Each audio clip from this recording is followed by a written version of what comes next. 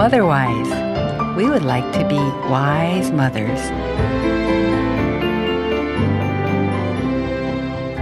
여러분 안녕하세요. 하나님을 우리 가정의 주인으로 모시는 마더와이즈 가정식탁 시간입니다. 오늘도 하나님의 뜻을 알아가는 성경적인 가정의 식탁을 마더와이즈와 함께 준비하시면 좋겠습니다. 오늘 마더와이즈 식탁에선 마더와이즈 성경 공부로 여성들을 만나고 계신 사모님 한 분을 모시고 하나님이 인도하고 계신 분야인 장애 아동과 가정에 대한 이야기를 들어보도록 하겠습니다. 마더와이즈 가정식탁 시간입니다. 오늘의 식탁 손님인 신경아 사모님 모시겠습니다. 안녕하세요. 네, 안녕하세요. 저는 수원에 있는 원천교회에 다니는 신경아라고 합니다. 마더와이즈 청취자분들을 만나게 돼서 영광입니다. 네, 신경아 사모님 반갑습니다. 마더와이즈 성경 공부를 통해서 여성들과 함께하고 계시다고 하셨는데 마더와이즈는 언제부터 하게 되셨나요? 네, 김은영 사모님께서 마더와이즈를 처음 한국에 들여오셔서 시작했을 때부터 관심이 있었고요. 여러 번 마더와이즈 조장으로 그리고 코디 등으로 섬기기도 했습니다. 네, 8주간 어머니들이 성경 공부에 집중하실 수 있도록 또 조장으로, 코디로 섬기셨군요. 네. 특수교육을 공부하셨다고 들었습니다. 어떤 계기로 또 어떤 과정의 공부를 하셨는지 좀 말씀 부탁드려요. 네, 제가 원래는 초등교사로 한 13년 넘게 근무를 했었는데요. 그때 저희 반에는 한 반에 2명에서 3명씩 통합교육으로 교육을 받고 있는 장애인 학생들이 있었어요. 그런데 10년 전에 이제 제가 미국에 가게 되는 기회가 생겨서 미국에서 새로운 생활을 시작하면서 너무 학교로 다시 가고 싶다는 마음이 생겨서 그때 마침 특수교육에도 관심이 있어서 다시 대학원에서 특수교육을 공부하고 교사 자격증을 취득해서 이제 공립초등학교에서 특수교사로 일하게 됐습니다.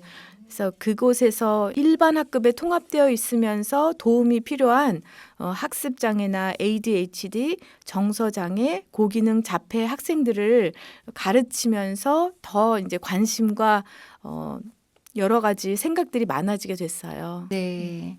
미국에서 자격증을 취득하는 과정이 쉽지 않으셨을 텐데 네. 자격증을 취득하고 직접 또 공립학교에서 그런 장애를 가진 학생들을 또 만나기도 하셨군요. 네. 네, 사모님 오늘 이야기해 주실 주제가 팻시티에서 믿음으로 버텨내기라고 하셨습니다. 팻시티 무슨 의미인가요? 네. 무슨 다이어트 광고 이런 건 아니고요. fat 하면은 이제 뚱뚱하다라는 뜻이죠. 그래서 첫 보면 팻시티 하면 이 뚱보들이 많이 사는 도시인가 이런 생각이 드실 텐데 여기서 fat은 F는 frustration, 즉 좌절감 또는 신경질 이런 뜻이고요. 네. A는 anxiety, 그러니까 불안함, T는 tension, 그래서 긴장감 이렇게 앞 글자를 따서 만든 건데요. 이제 이 말은 미국의 유명한 특수교육 가인 릭 라보이라는 분이 계세요. 네. 그분이 이제 그 장애인이나 아니면 장애인을 가족으로 둔 사람들이 겪는 그 심리 상태, 그런 환경 이런 것을 인상 깊게 전하기 위해서 만든 단어입니다. 릭 라보이라는 분은 이제 미국에서 30년 넘게 특수교사, 강사, 대학 교수 등으로 일하신 분인데요. 네. 지금은 은퇴하신 것 같아요. 강의도 오래 하셨고요. 여러 이제 권위 있는 상도 많이 받으셨어요. 이제 이분이 깊이 연구하시고 직접 현장에서 경험하신 분야가 학습 장애예요. 근데 학습 장애는 뭐냐 하면 인지적 능력은 정상인데, 그러니까 지능은 정상인데 여러 가지 이유로 학습을 잘 하지 못하는 장애를 말합니다. 네. 난독증도 여기에 속하는데요. 여러분 흔히 왜 우리 애는 똑똑한데 공부는 이상하게 잘 못하네 하는 경우를 많이 보셨죠? 그러면 학습장애를 살짝 의심해 볼 수 있는데요. ADHD, 학습장애, 고기능 자폐 등등은 이제 독립적으로 이렇게 여러 사람에게 나타나기도 하지만 사실 대부분의 경우 뭉쳐서 한 사람에게 나타나는 경우가 많아요. 네. 그러니까 예를 들면 어떤 학생이 ADHD를 가지고 있는데 이 학생이 학습 장애도 있어서 성적도 잘 나오지 않고요. 또 불안증이 있어서 굉장히 예민하고 또 경우에 따라서는 틱 장애를 보이기도 하는 이런 경우가 상당히 많습니다. 그래서 이럴 경우에는 매일의 생활에서 신경질, 불안함 그리고 긴장감을 가지고 지내게 되고 곁에 있는 가족들도 만성적으로 이런 감정 속에서 하루하루를 보내기 쉽지요. 릭 라보이 박사님은 장애를 지닌 학생과 그들의 가족들이 만성적이고 반복적으로 경험하는 감정을 신경질 또는 좌절감, frustration, 불안감, anxiety 그리고 긴장감, 텐션으로 보셨어요. 장애인을 직접 만나거나 함께 생활한 경험이 없는 분들은 이렇게 척 봤을 때는 눈치채거나 알 수 없는 영역이라고 할 수 있죠. 그래서 혹시 홀로 외롭게 팻시티에서 씨름하고 계시거나 그런 분들 곁에 계신 사람들에게 이런 만성적인 감정이 혼자만이 겪는 것이 아니라 많은 가족과 사람들이 경험하고 있는 것이라고 좀 말씀드리고 싶어요. 그리고 ADHD, 학습장애, 틱장애, 그리고 자폐증 등등의 장애를 지닌 사람들에 대해 비장애인들의 이해의 폭을 넓히고 싶은 마음이 있어요. 네. 네. 좀 위로가 되기도 하고 또 저희의 이해의 폭도 좀 넓어지는 그런 시간이 되면 좋겠습니다. 장애를 가진 학생과 그 가족들이 만성적으로 경험하는 그 좌절, 또 불안, 긴장이 가득한 시간과 공간, 이것이 팻이고 팻시티라고 또 이렇게 부르셨는데 어떤 면들이 가족들을 그렇게 팻하게 만드는 걸까요? 네, 몇 가지가 있는데요. 먼저는 장애가 굉장히 만성적이고 광범위한 영향력을 가지고 있다는 거예요. 그래서 사람들은 ADHD나 학습장애, 자폐 등이 치료할 수 있는 질병으로 이제 오해를 해서 막 치료를 하려고 노력하는데 사실 많은 전문가들은 이것들이 병이 아니라 성향이라고 말해요. 게으르거나 부주의하거나 산만해서 개인의 어떤 노력 부족으로 오는 것이 아니라 자기의 그 특성, 타고난 것이다 이렇게 보는 경우가 많습니다. 지혜의 말씀으로 자유함을 누리고 내 안에 새로운 회복이 시작돼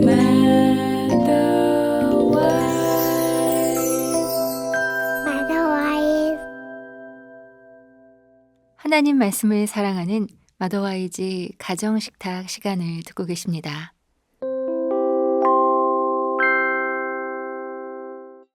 그래서 이것은 교육과 훈련을 통해 일상생활에서 적응할 수 있는 길을 우리가 찾아가야 하는 건데요. 그래서 우리가 이해해야 될 것은 이런 장애를 지닌 학생들이 비장애 학생들과는 다른 관점과 시각으로 사물을 바라보기 때문에 우리가 좀 이상하다고 생각하는 아니면 게으르다고 생각하는 행동이나 말투를 보인다는 거예요. 근데 그것을 비장애인들은 잘 이해하지 못한다는 거. 그래서 이제 릭 라보이 선생님은 이 가족 중에 장애인이 있는 것은 물침대에서 여러 사람이 자는 것하고 비슷하다 이렇게 말씀하셨어요. 와, 그래서 네. 침대에서 자다 보면 한 사람이 몸을 뒤척이면은 출렁거려서 거기에 있는 모든 사람들이 영향을 받잖아요. 그렇죠. 네. 물론 긍정적인 영향도 있고 부정적인 영향도 있어요. 그래서 특수교육 분야에서 일하면서 자기의 가족이나 친척 중에 장애인이 있어서 내가 이 길에 관심을 갖게 됐고 이 분야에 오게 됐다라고 하는 분들을 많이 봤거든요. 그거는 이제 긍정적이라고 볼 수 있는데 부정적인 영향으로는 이렇게 동생의 장애 때문에 부모님에게 충분한 사랑을 받지 못했다는 그런 생각에 사로잡혀서 좀 엇나가는 사춘기 네. 때 엇나가는 그런 학생들을 본 적도 있어요. 그다음에 또 하나의 어려움은 뭐냐 하면요. 부부 간의 의사소통에 어려움이 생길 수 있다는 거예요. 일단 자녀에게 장애가 있다는 진단을 받게 되면 여러 단계의 감정을 거치게 되거든요. 그래서 회피, 죄책감, 슬픔, 비난, 그다음에 협상과 수용, 현실적 계획과 교육 요런 감정의 단계를 거치게 되는데 근데 문제는 부부가 똑같은 감정 단계에 있지 않고 서로 다른 단계를 거칠 수 있다는 거예요. 그래서 남편은 굉장한 슬픔의 단계에 있는데 아내는 비난 단계에 있게 되면은 부부는 서로 말이 잘 통하게 되지 않고 막 서로 오해를 하게 되고 네. 부부싸움이 많이 일어나는데 어른들이 서로 싸우면 가뜩이나 장애로 인해 고립된 가정에서 결국 피해를 입는 것은 그 자녀들이에요. 장애를 가진 자녀와 비장애인 자녀들. 네. 그래서 릭 라보이 선생님은 이때야말로 서로 긍정적인 말투나 피드백을 통해서 서로의 그 단계를 넘어설 수 있도록 돕는 게 필요하고 비난이나 부정적인 피드백은 서로 좀 움츠러들게 하고 행동을 멈추게 하고 회피하게 할 수 있다 이렇게 말씀하셨어요. 어찌 보면 너무 상투적인 해결책인 것 같지만 깊은 고통의 순간에 더욱이 그 고통의 원인이 무엇인지도 알 수 없어 절망적인 순간에 누군가의 격려의 말이나 위로의 말을 건네는 것은 굉장한 힘이 됩니다. 그리고 또 저는 기독교인으로서 우리들에게 가장 큰 희망과 위로의 말씀을 건네는 분은 예수님이잖아요. 그래서 깊고 어두움 가운데 있을 때 암송했던 성경 구절을 다시 떠올린다거나 아니면 찬양 속에서 들려오는 위로의 메시지가 정말 큰 소망과 위로가 되는 것을 많이 경험했어요.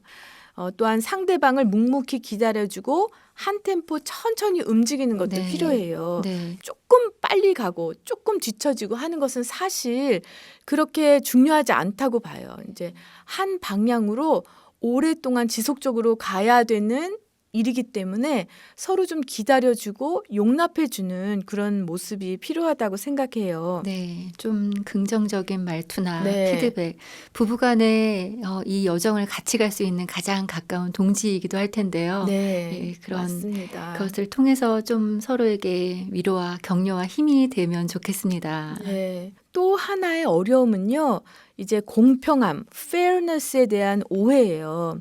그래서 이제 그냥 초등학교 아이들한테 공평하다는 것이 뭐냐라고 물어보면 많은 아이들이 모두를 똑같이 대하는 것이다. 얘한테 사탕 3개를 주면 B한테도 사탕을 3개 줘야 된다. 이렇게 말하거든요. 네, 보통 그렇게 생각하기가 쉬운 것 같아요. 근데 만약에 이런 논리라면요. 장애를 가졌다는 이유로 엄마나 아빠에게 더 많은 관심과 배려를 받는 그 동생이나 형이 비장애인 형제들에게는 굉장히 얄밉게 생각되고 엄마 아빠가 계속적으로 불공평하게 대우한다 이렇게 느낄 수가 있어요. 네. 특히 형제의 장애가 이렇게 겉으로 잘 드러나지 않는 ADHD나 자폐증, 학습장애, 의사소통장애 같은 경우는요. 불공평하게 대우한다 이런 생각에 빠지기가 굉장히 쉬워요. 네. 그렇지만 이 특수교육의 입장에서 본다면은 공평함이란 모두에게 각자의 필요를 채우는 것을 의미해요. 네, 모두에게 각자의 필요를 채우는 것. 네. 그래서 그 필요라는 게 사람마다 다르기 마련이죠. 어차피 부모나 교사는 모든 아이들을 기계적으로 똑같이 대할 수가 없어요. 아이들의 필요가 저마다 다르기 때문이죠. 그래서 만약 모두를 똑같이 대하려고 한다면 장애 형제나 학생에게 배려한 만큼 다른 형제나 학생에게 보상을 해서 공평을 유지해야 되잖아요. 근데 그것은 불가능한 일이고 그렇게 하려다 보면 점점 더 깊은 불공평과 불만족의 수렁으로 빠져들게 돼요. 그래서 릭 라보이 선생님은 공평해지려고 애쓰지 말고 서로의 필요를 채워가는 것이 인생이다. 그게 현실이다. 네. 이것을 아이들에게 이야기해줘라. 이렇게 말씀해 주셨고요. 또 제가 생각해 보니까 예수님과 우리의 관계가 예수님 입장에서 보면 완전히 불공평한 거잖아요. 그렇죠. 예수님은 한없이 주시기만 하시고 네. 우리는 제대로 보답하지도 못하고 받아먹기만 하는 그런 관계인데 우리가 그 신앙적으로 볼 때 예수님과의 관계에서 공평 정의 자체가 성립되지가 않고 또 예수님께서 우리를 먼저 사랑해 주시고 우리의 필요를 채워주신다는 것을 묵상하면 우리가 공평함에 대해서 어떻게 대우하고 행동해야 될지 알 수 있을 것 같아요. 네. 공평함이란 모두에게 각자의 필요를 채워주는 것을 의미한다는 그 기준을 좀 생각하시면서 가족이 서로를 좀 대하면 좋을 것 같습니다.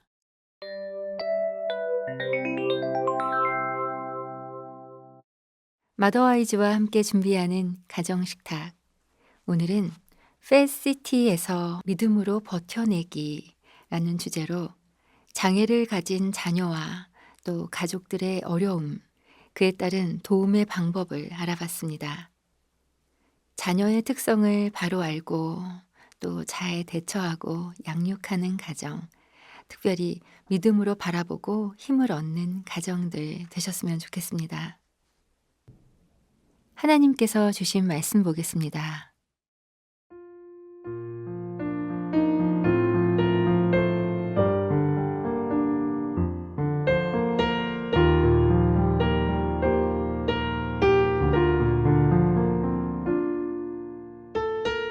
주님은 예루살렘을 세우시고 흩어진 이스라엘 백성을 모으신다. 마음이 상한 사람을 고치시고 그 아픈 곳을 싸매어 주신다. 별들의 수요를 헤아리시고 그 하나하나에 이름을 붙여주신다. 시편 147편 2절에서 4절까지 말씀이었습니다. 표준 세번역 성경으로 봤습니다.